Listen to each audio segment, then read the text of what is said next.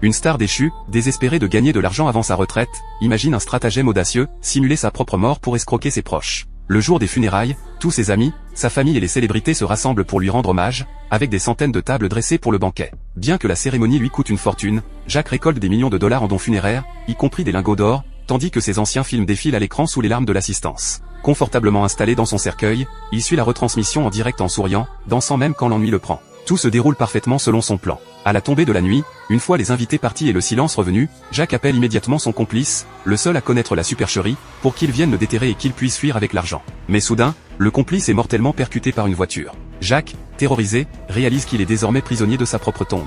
Paniqué à l'idée de mourir pour de bon sans pouvoir profiter de sa fortune, il tente désespérément de contacter sa famille, mais oublie qu'il vient officiellement d'être enterré, personne ne croit à ses appels. Il se tourne alors vers son assistante, qui lui avait maintes fois déclaré son amour, mais même elle pense d'abord à une arnaque téléphonique. Lorsque Jacques passe en visioconférence pour prouver son identité, l'assistante, d'abord effrayée, finit par le croire et accepte de venir le libérer avec des outils. Hélas, les voisins la voient creuser et, la prenant pour une démente, appellent les secours qui l'emmènent à l'hôpital psychiatrique. Désespéré, Jacques tente de commander un taxi via une application, mais le chauffeur, recevant un appel depuis un cimetière, raccroche immédiatement en pensant avoir affaire à un fou. Bien qu'il répugne à contacter la police par peur d'être poursuivi pour escroquerie, Jacques n'a plus le choix, mais les forces de l'ordre refusent de le croire car ses funérailles ont fait le buzz sur internet.